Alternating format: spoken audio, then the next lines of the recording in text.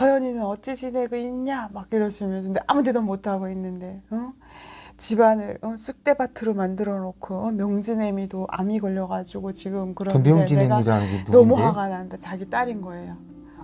애 아, 아빠의 누나 그 명의 이 다 병정했다는. 가져가신 분. 네, 아, 오빠 명의로 있는 모든 거를 다 가져가신 분.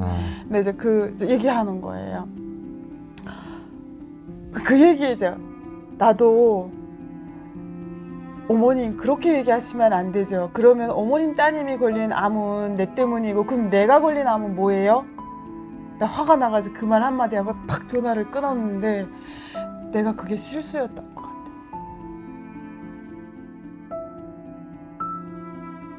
왜요? 그게 실수였던 것 같아. 내가 암이 걸렸다는 그거를 하고 나서 그 동네에 가지고 몰래 알아보고 암투병하고 무슨 병원 다니는 거를 다 알아봤구나. 알아보고 나서 서연이가 어린이집 가면 계속 애를 몰래 보고 가고 데리고 가고. 근데 그거 아세요? 지금은 법이 어떻게 되는지 모르겠는데 그때는 없었어요. 먼저 와서 데려가면 난 뭐 얘 할머니입니다, 뭐 고모입니다 하면 예. 그냥 데리고 갔어요. 법적으로 이렇게 그 제재하고 안 돼요 이게가 없었어요. 아, 저는 이제 그 갑자기 이제 그래서 생각이 나는데 제 처남네 이제 애가 있어요, 큰 애가. 근데 여기 우리 집 앞에 이거 어린이집 다니거든요. 근데 혹시 뭐 우리 처남이 바쁘다든가 우리 처남댁이 바쁘다든가 이러면 전화가 와요, 우리 애 엄마한테. 여보 나 지금 퇴근이 늦어서 그런데 몇 시에 걔 데려와야 돼. 당신이 가서 지금 데려가면 난 뭐 고모부니까 가죠. 가 선생님한테 최은우 데리러 왔어요. 그러면 전화가 누군데서 고모부가 맞네서 그 부모한테 또 전화해서 확인하고 이렇게 하고야 보내더라고요. 얼마나 철저한지 몰라요 지금은. 그때 2008년에는 그렇지 않았어요. 아, 네, 그렇지 않았어요.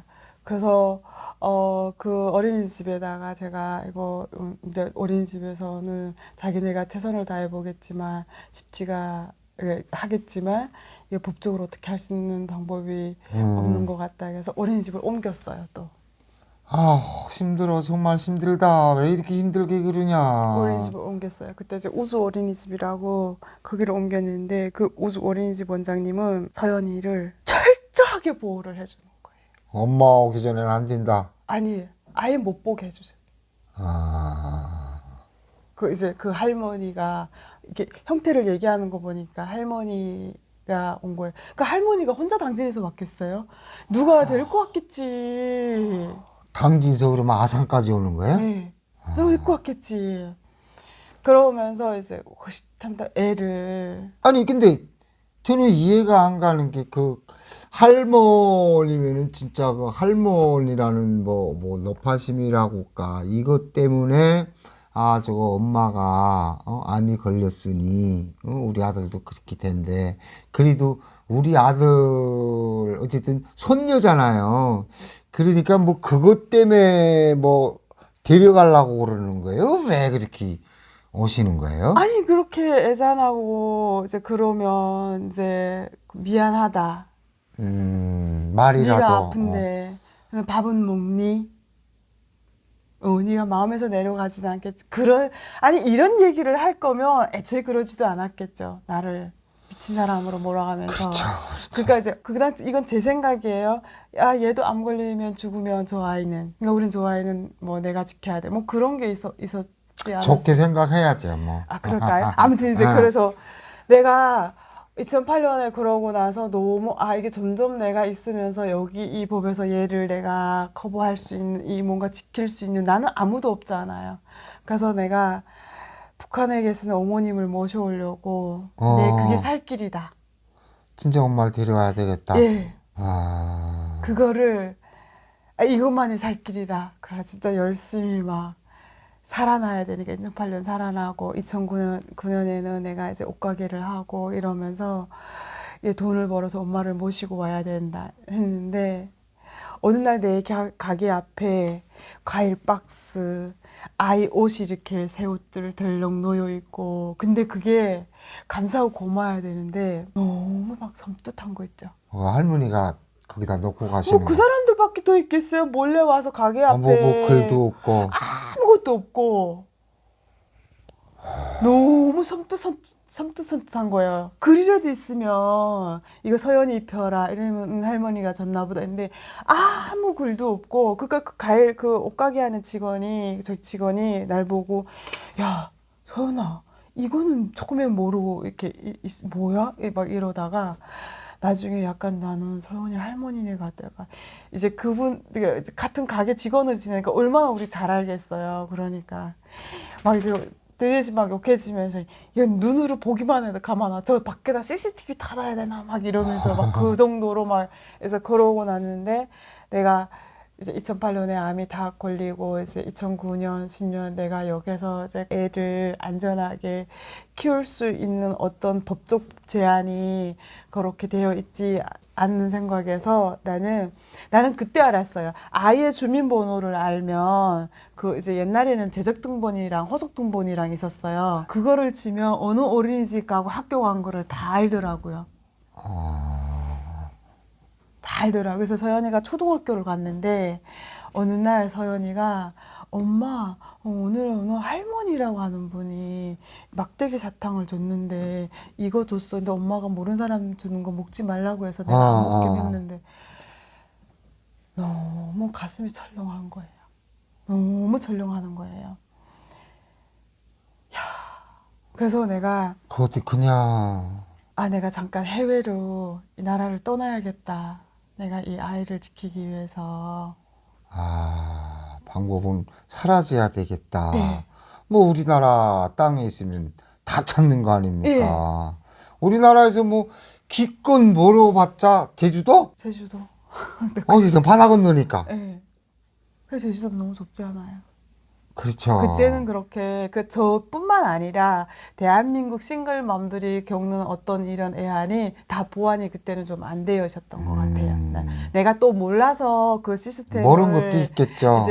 이제 이거 보호해준 시스템을 몰라서 그럴 수도 몰라서 못 받은 것도 있겠지만 그래서 외국 그래서 고민을 하실 것 같네. 어디로 나가겠는가. 네, 나 외국 가본 적이 없으니까. 내가 삼국을 거쳐 중국밖에 없으니까. 처음엔 중국 가야 되나 생각을 했었어요. 그때는. 그래도 그 김에 좀 연고가 있으니까. 연고도 있고 중국어도 하고 하니까 중국 가야겠다고 생각을 했는데 중국에서 애를 키우기에는 또 우리가 신분이 이게 노스 코리안 신분이잖아. 이유가 뭐다 한국 국자이긴 하나. 너무 무서운 거예요. 그래서 그때는 원래 이제 생각은 뉴질랜드로 원래 6개월 정도 길어서 6개월 정도 있는 거로 생각을 해서 가지고 티켓팅 하려니까 그때 여름이어가지고 7월 이제 방학 딱 들어갈 때였는데 뉴질랜드는 다 이제 성수기라 없고 이제 갈 수 있는 곳이 이제 캐나다였던 거죠. 그래서 원래 6개월을 생각하고 갔던 곳이 거기 가서 7, 8년, 10년이라는 시간을 대단하시다. 애를 엄마잖아요. 애를 보호를 해야 되잖아요. 이제 아무튼 이제 그래서 이제 갔다가 거기에서 제가 캐나다에 있으면서 너무 이제 좋았던 게 뭐냐면 내가 거기에서 죽고 나면 이 아이가 저 집안으로 돌아가지 않는다는 생각에 이야, 너무 비극이다. 너무 슬프다. 너무 행복했어요. 그래서 제가 한국말로 우리 아이는 어디서 태어났고 이제 대한민국 뭐 어디 뭐 당진 뭐 어디 아니에요. 그런 거 안 썼어요. 거기 돌아갈까봐. 원래 태어난 생년월일이랑 대한민국에서 이렇게 그 태어난 거랑 그거를 쓰고 그 여권에 있으니까 내가 쓰고 얘를 절대로 한국으로 보내지 마시고 꼭 캐나다에서 키워주십시오. 이거를 또 영어로 또 쓰고. 그 애 아빠가 몇 년도에 무슨 병으로 언제 죽었고 사망 신고했고 이거 서류 있잖아. 재적증명 서류랑 그거를 한글로 쓰고 영어를 쓰고 그거를 쪽지처럼 주머니에 넣어가지고 다녔어요. 유언장처럼 갖고 다니셨구나. 주머니에 넣어가지고 다녔어요. 힘들다. 너무 그리고 내가 거기 가는 게 너무 마음에 들었던 게 있어요. 초등학교가 학교 건물 안으로 탁 들어가서 문이 닫히잖아요. 밖에서 아무도 이제 그 오피스에서 이게 초인종 눌러서 화면으로 보고 무슨 일로 왔어요? 물어봐서 무슨 일로 왔어요? 해서 그럼 바로 오피스로 이렇게 연결이 되어 있어. 거기 들어가서 승인 받고 그 학교 내는 아무도 마음대로 그러니까 직원 외에는 아무도 못 다니게 되어 있어요. 나는 그게 최고 마음에 들었어요. 학교에 딱 들어가면 학교 이 담당자들이 자기의 법적 이게 책임이 있는 거예요. 그래서 정말 최선을 다하고 밖에 애를 내보낼 때는 거기 서류에 이게 등재되어 있는 보호자. 그 보호자 외에는 저 사람이 아빠예요, 고모부예요, 알짤 없어요. 근데 엄마가 학교 이렇게 애가 학교에서 가야 되는 3시 이후에 안 오지 않아요? 그러면 경찰이 오고요. 학교에서 경찰을 부르고요. 경찰이 오는과 동시에 아동보호소도 같이 와요. 부모들보다 더 잘해줘요. 위탁 가정으로 가가지고 굉장히 잘해줘요. 아무튼 이제 그런 시스템이 되어 있어서 우리는 이제 눈을 이제 조금을 뜬 이 사회의 신생아인데 나는 다른 거는 다 먹고 그 아이를 보호하는 애만 시스템이 편안하면 된다는. 너무 다른 행복했어요. 거는 다 필요 없고. 안 필요했어요. 안 필요했어요. 너무 나는 거기에서 그 안정감이 그래서 내가 한국에서 2008년에 암투병하고 1년을 하고 9년, 10년 견디다 못해 내가 11년에 갔었거든요. 갔다가 이제 18년에 왔거든요. 나는 거기에서 아이만 바라보고 내가 해야 될 일, 공부와 일 모든 거 나는 너무 잘 지내다가 아이가 어느 날은 한국어를 너무 못하는 거예요, 자기가. 그러니까 엄마 학교에서 내일 모레 소풍 가요 이러는데 우리 애가 엄마 내일 소풍 간대요. 이렇게 얘기하는 거예요. 내일 모레를 낼낼. 예, 모레라는 언어를 모르는 이 일반 용어를 일상생활. 글피하면 낼낼낼. 예. 야, 그거 신기하다. 그것도 말이 되네. 내일. 그래서 그때부터 제가 이거는 아니구나. 애한테 존댓말 했었거든요. 이렇게 애가 내가 반말을 하니까 한국말 반말로 뜨뜸 배우면서 또 내가 영어를 하니까 우리 일상생활을 영어로 다 하고 있는 거예요. 그러니까 한국어를 모르고, 그러니까 내 한국어는 후진하고 얘는 아예 영어가 편하고 이 얼굴이 우리 한국 사람인데 에이시아인인데 그래도 모국어는 할 줄 알아야 될 거 아니에요. 그래서 그때부터 존댓말을 했죠. 따님 식사합시다. 국 드실 거예요? 밥 드실 거예요? 그래서 우리 애가 이게 좋기는 한데 부작용이 있는 게 이게 에피소드인데 제가 그러니까 18년 12월 1일자로 한국에 입국을 했거든요.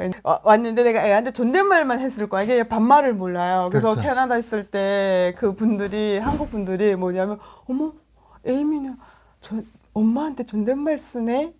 그러니까 얘는 존댓말 모르니까 존댓말이 뭔지 반말이라는 언어를 모르고 있을 때였거든요. 근데 한국에 딱 왔는데 한국어 테스트를 했는데 너무 한국어를 못하니까 그러니까 2004년생이니까 이제 중학교 이렇게 올라가야 되는데 못 올라가고 한 학년을 이제 낮게 붙었어요. 이거 가지고는 안 된다고 아니면 완전히 이게 외국어 학교를 가야 된다고 중학교를 이렇게 해서 그래서 그러면 이제 한 학년 늦게 갔는데 얘가 나랑 이제 엄마 네 지금 학교에서 밥 먹었고요 막 이렇게 얘기하니까 친구들이 너는 엄마랑 사고 찢니? 그러더래요. 그래서 그게 뭔데? 그랬더니 자기는 엄마한테 어머 밥 먹었나?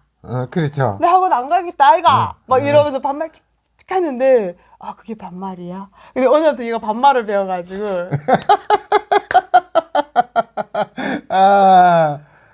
그러니까 진짜 그렇게 제가 애를 키웠거든요.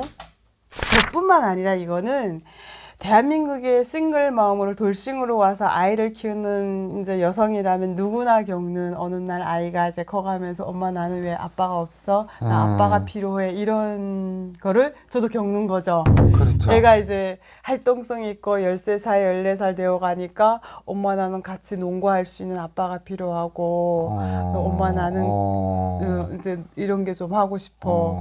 또 애가 자전거도 한번 타보고 싶고 아버지하고. 나 자전거 탈 줄 모르거든요.